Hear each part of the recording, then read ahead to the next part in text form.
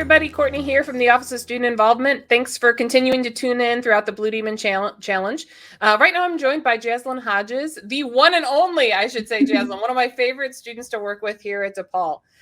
So Jazlyn's involved as an RA in our student government, as RA is a resident assistant. She's in our student government association. I'm sure she does things that I don't even know about. But today we're here talking about her involvement with Alpha Kappa Alpha Sorority Incorporated. So thanks so much for being here. You want to start off by introducing yourself to us and telling the group a little bit about AKA? Yeah, so hi everyone, my name is Jazlyn. I use she, her pronouns. I'm a junior here at DePaul, double majoring in communication and media and political science with a minor in legal and public affairs communication. And I am part of the TALMU chapter of Alpha Kappa Alpha Sorority Incorporated, founded here at DePaul. And just a little bit about our organization as a whole. Our main mission is really to cultivate and encourage high scholastical and ethical standards, promote unity and friendship, study and alleviate problems concerning girls and women, helping people maintain a progressive interest in college life, and being of service to all mankind. Oh, wow. Okay, so I got to ask you a little bit here. So tell me what you want to do with graduation, because that major and minor in combination, I think, with this co-curricular experience, it sounds like you've really set yourself up for success post-graduation. So I'm just curious. It's definitely a mouthful. When I first came to DePaul, I pretty much had an idea of what I wanted to study. I've always been really interested in community advocacy and community building, community relations, things of that nature. And so I kind of just found my way into political science. And then I also really loved marketing and communication and graphic design. That was kind of a field my mom really worked in. So I had experience going to her job and seeing what she did. And she also had the ability to kind of blend that with community relations, which I thought was really great. So that's how I ended up being a double major. My minor, I had pretty much completed half of the requirements for it. So I was like, might as well add it. And law school was something I was always interested in. So I felt like my majors and my minor gave me a really nice setup to kind of work in multiple fields in different areas, especially because I'm really indecisive. So I thought that it would kind of help me, give me an opportunity to kind of dabble in a little bit of everything. Yeah, that's awesome. Yeah, so you're planning to go to law school? Yeah, that's the goal. Yeah. Well, I hear DePaul has a pretty good one. Yeah. So, I'm curious to just hear a little bit about what it's been like. Last year, obviously, we were fully remote. We started the, winter quarter here with 2 weeks, and, we're back to more in-person operations here.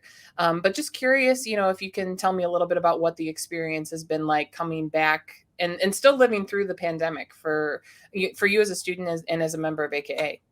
Yeah, so when I first came to DePaul, I was honestly lucky enough to have the experience of like in-person classes and everything for the first 2 quarters before everything went remote because of the pandemic.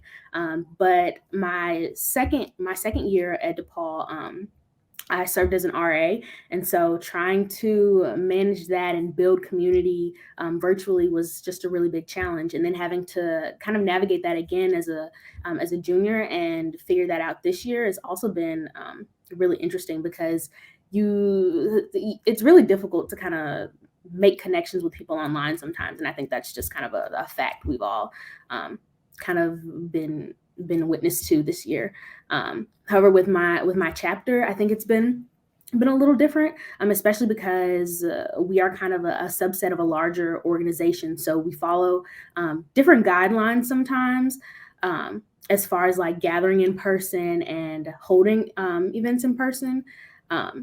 So even when like DePaul had certain rules, like where we had classes in person, maybe our organization as a whole, we're like, no, we don't feel like it's super safe. Maybe we won't do that. So that's kind of been a battle. But I do think that in my chapter, I've definitely been able to build closer relationships with other members and the people in the chapter, regardless of it being online or in person. We still have meetings all the time. We still hold events in person.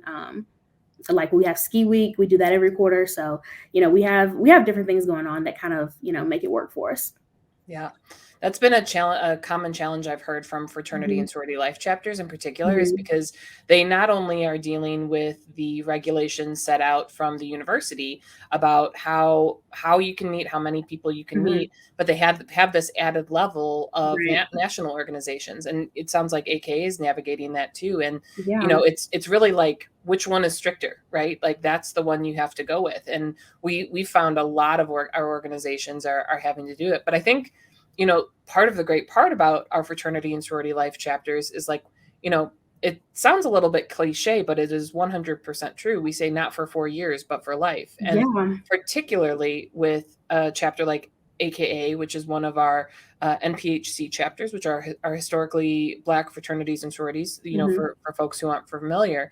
AKA has such a powerful network, not only when you are a student, but when you are an alumni and in the Chicago area or wherever you go. Like I have friends and colleagues, and I'm sure, this has to be I imagine part of the reason you joined, like you Yeah. are an AKA for life. Like you're going to wear that pink Um, and green, like you're going to show up, and like it is this instant connection, like, right. and it is so powerful. And I don't know if you want to speak to that at all. Yeah. So I actually just joined the organization this spring. Well, last year, 2021. And that was definitely part of the reason. It piqued my interest. And I'm originally from Memphis, so when I interned over the summer immediately after I joined, I was just completely amazed by how many connections I made already by people being like, "Oh, like you're in a D9 org too." Like it's just amazing how far that can take you. And so many of my members and friends who are also part of the organization have testimonies very similar, where they've had so many opportunities to network and engage with people from all walks of life that I just don't think you get outside of an organization like this. Mhm. That's awesome. So, it's we're wrapping up our time here. How about you tell our viewers a little bit about how they can stay connected with our TalMU chapter if they're interested. Yeah, so you all can follow us on Instagram at Twitter at TalMU_AKA, and keep up with us on our Facebook page at TalMU Chapter. We post different things about like upcoming events and different things that the organization is doing throughout the year, throughout the quarter. So that's probably the best way to keep up with us, and also attending our in-person events when we hold them. Awesome. Well, Jazlyn, as always, I love talking with you, and I've really enjoyed it. Even, we don't get to talk about all this in our day-to-day interaction. So this has been great. So as we wrap up our time, any final thoughts, things you want to share with folks who may be watching today as part of BDC Live? Yeah, I think one piece of information and advice I would share is not to be intimidated by like things being virtual or things being online. I think it can be a little overwhelming sometimes when especially because this transition was so like rapid, like immediately having to go to doing everything online. But I think you're still able to make some really great connections when you kind of engage and put yourself out there. So I would definitely recommend that people kind of take advantage of that. Yeah, that's great. Well, and I think that advice in particular, I think is really great for, our viewers. We've got a lot of folks who are like alumni, DePaul community Mhm. members to hear, because I think Yeah. that spirit is one that so many of our students are approaching this with, right? Like Right. we know that this is the lemons of the college Mhm. experience, right? Like virtual, I would much rather you be sitting right here and us having this conversation in person, but we can't do it all the time right now, Right. right? But I think that spirit is just so powerful and so valuable. So Yeah. thanks again for joining us, everybody who's watching. Keep tuning in to BDC Mhm. Live throughout the day. We've got lots more in store with you, but until next time, we hope you have a great day. Bye bye, everybody. Thank you. Hi, BDC Live. Courtney here from the Office of Student Involvement, coming at you with another student interview. Next, I'm joined by Kevin from our Student Government Association. So, Kevin, thank you so much for joining us today. I'm very glad to be here. Thank you. Yeah. So, as we start all of these interviews, how about you tell us a little bit about you and what you're doing here at DePaul? What's your name, your major? What else do you do around Yeah. campus? So my name is Kevin Halechko. I am a junior this year. I am currently the vice president of the Student Government Association. I'm studying secondary education history, and hoping to get a minor in psychology. Beyond SGA, I'm a first generation college student. I'm part of the DePaul Activities Board, and I occasionally go down to the OMS office to meet and interact with students there. Yeah, OMS is great. Our Office of Multicultural Student Success. I actually didn't know you were a first gen student. That's really cool.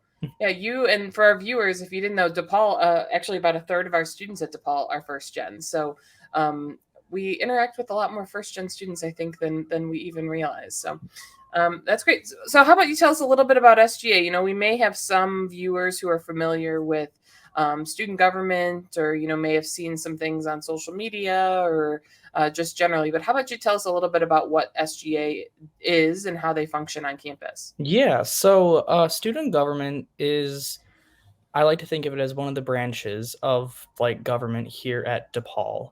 So they are the representing body for like the students. So all the members, the vast majority are elected by student representatives. And for the few staff positions that we have like just like if you were applying for a job, you would go through there. So in a way, they're also kind of like democratically elected as well because they have to be approved by the senators that got voted in by the students. So really, all of us are in one way representing a part of the student voice.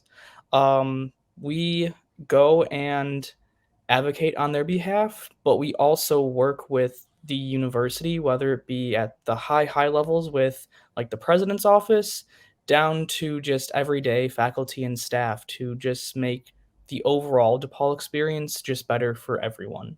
Hmm. Yeah, and for our viewers, I actually, Kevin and I think probably see each other at least every other day. I have the opportunity to serve as the advisor for SGA, and I've been at DePaul for 6 years now, and SGA's done a lot. A lot of the ideas and things that we've that have been, I think, improvements to the student experience come as ideas from SGA. I can think in my tenure here, and Kevin, I'll turn it over to you to talk a little bit about what you all have done this year. But SGA has done things like gotten free menstrual products on campus for all available in all restrooms. And a few years ago, one of our student presidents, Nahal, was really passionate about reducing plastic waste. So we have changed, and we have a very eco-friendly like straws and plastic, like, or the to-go containers now, and that all stemmed from SGA. We've got reusable water bottle refillers thanks to SGA. There's now black hair care products available in the convenience store, again, as an initiative from one of our SGA presidents, Giselle. So Giselle and Landon worked on that one. So Kevin, I know this year's administration, or student administration, has done a lot already too. So you want to share a little bit about what you all have been working on this year? Yeah, no. So this year, I've seen it actually as a really big success. We unknowingly, we came into this year, we weren't expecting it, but Dr. Esteban, the current president of DePaul, announced he was retiring. So with his stepping down, we have been able to get an equal representation of students on our vetting committees for the finalists when that ever comes about, which I think is a wonderful accomplishment. We've also been able to assist with the university counseling services. So as a result of the pandemic, a lot of students have been seeking help at UCS for various reasons. Um, and when we returned to campus, they were struggling with the they were just like really a lot of people. They also had to adapt to that return to campus as well, and as a result, one of our EVPs, Cindy, she was able to get it so that UCS no longer will have a fee uh, when you go to seek their help. I know that was a problem that students have been talking about since my freshman year when, for the first half of it, there was no pandemic. So a big concern that we heard constantly was, there still is a fee with UCS, and it still is a cost barrier, even though it is so low. And so, with the new director that came in, after explaining that to him, he was very quick to be like, well, we're just not going to have it then moving forward. So, that was, at least in my opinion, I think that was just a major win, not only just for the current students, but for so many more future, Blue Demons that are yet to come to DePaul. Mm-hmm. Another great one is that we are still in the process of creating a scholarship for first generation students. We've been in the works of that since about early August of this academic year. We've gotten a large donor to commit to providing a substantial amount of money, and we're hoping to use the remainder of the time we have for this academic year to continue raising money so that when it's launched, we can provide as much financial resources to as many students as possible. Mhm. Beyond that, we've really strengthened, I think, our relationship with the faculty and staff council. The current president of SGA, Wat Fazayed, and I, we meet with them almost on a monthly basis now, which the current president of faculty council pointed out that she believes this is something that they've not done in quite some time. And so strengthening that relationship not only gives, I think, the students a good perspective of what are staff and faculty, like what are their challenges at the university. It also makes us realize that, a lot of the problems that we're facing, they are also facing too. And so coming together, we're able to accomplish, I think, a lot more with that shared governance. Mhm. Well, and you hit the nail on the head there. That shared governance is so instrumental for university, and in particular, a couple of weeks back, we saw all three, SGA, faculty council, staff council, everyone put out the resolution surrounding booster mandates, and the university did it right. So it's good to make sure that all groups of the university are, on the same wavelength. It's a really, I think, a really important part of university life, especially here at DePaul. But yeah, I think those two initiatives, have been really great for students this year, especially, we are seeing this mental health crisis that I think was, escalated due to the pandemic. And it was a $5 fee, which was, pretty nominal for most, but like you mentioned, it was enough of a barrier for some others. So work like that, I think, has been really important. And, it's why why this group exists. It's to be that connection with administration and to make sure that we are, or that you all are appropriately advocating. So, Kevin, you and I could probably talk for hours here, but as we head towards the tail end of our time together, if people want to find out more about what SGA is doing, or just follow along throughout the year, how can they stay connected with SGA? Yeah, no. So there's a few ways you can stay connected with us. You can always follow us on social media at the DePaul SGA. We have it on Instagram, Twitter. That's a wonderful way to stay connected with us. Beyond that, you can also email us ever with our contact information, which is, I believe, listed on one of the university's websites. I know at least the president's is. Beyond that, if you see someone that our meetings they're open to all students, staff, and faculty. So you can always come to see us in person. And then, if not, we do have an office in OSI. We did put a way to get in contact with us in case nobody isn't in the office. We put a little slip there where we put, I think, the email for just the organization in general, and as well as the social medias. And that's another great way to reach out to us. Great. Thanks, Kevin. So as we wrap up our time together, anything else you want people to know? As we're doing this 24-hour live stream for BDC Live. So any final thoughts, things you want to share?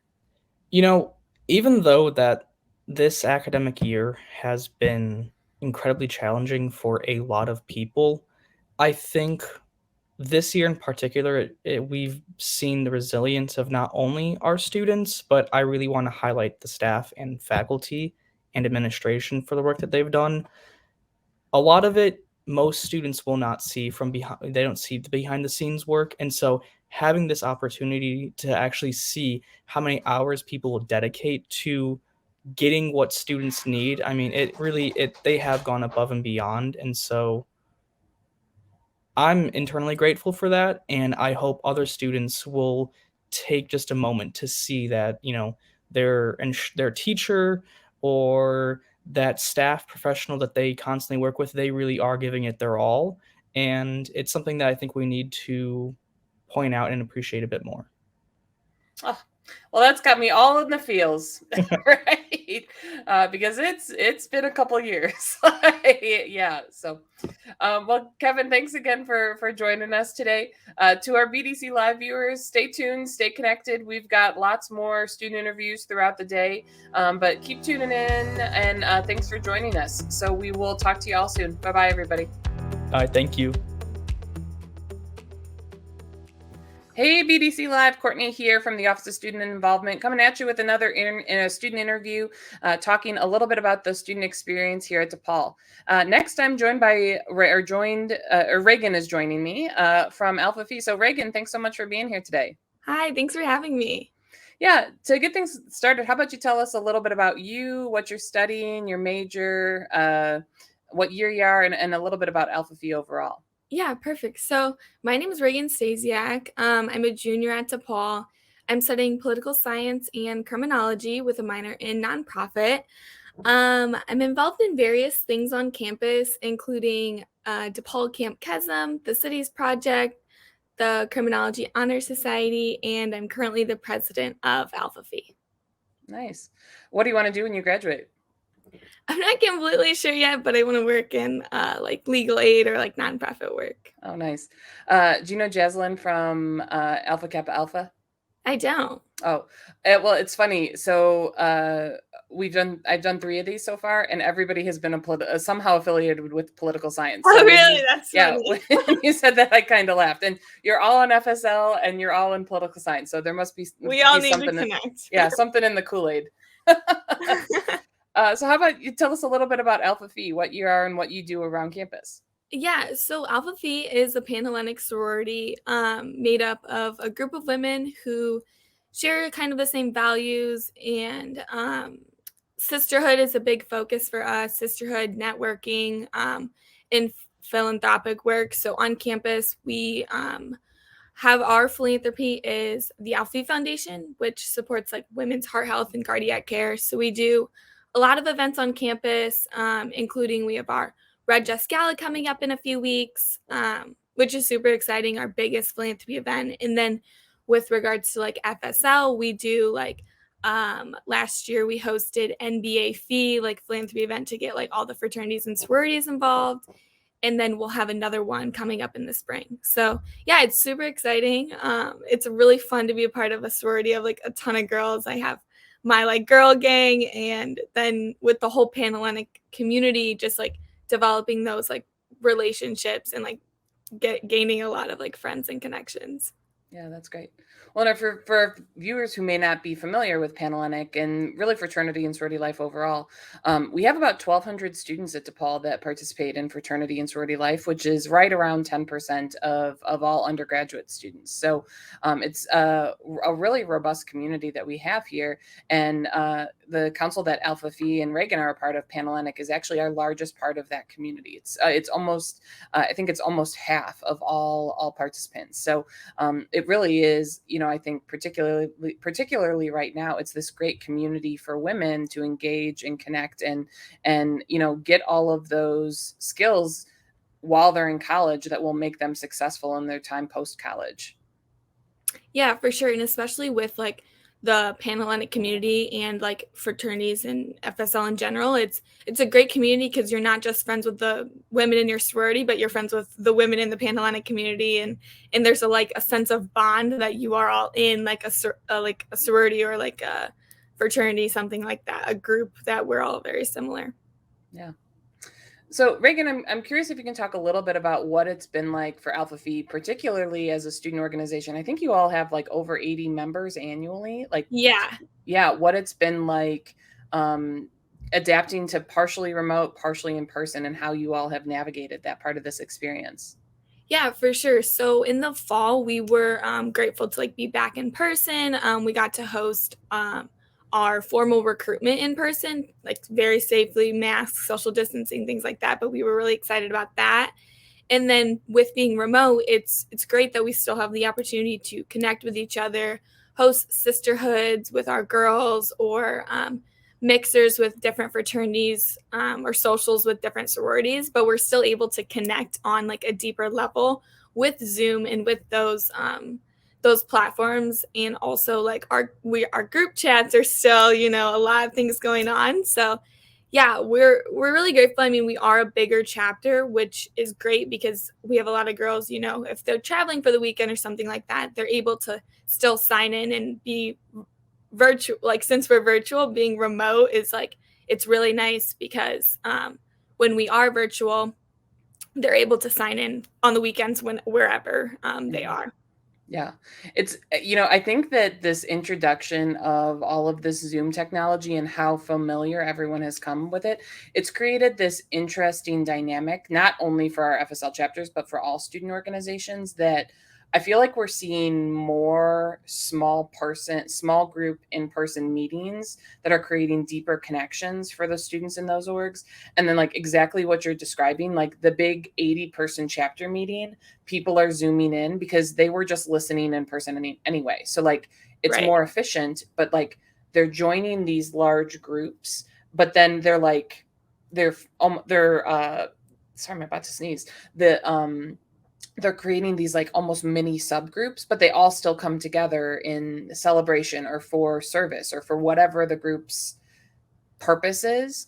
So it's been really interesting for me to watch as, you know, as a staff member and student involvement.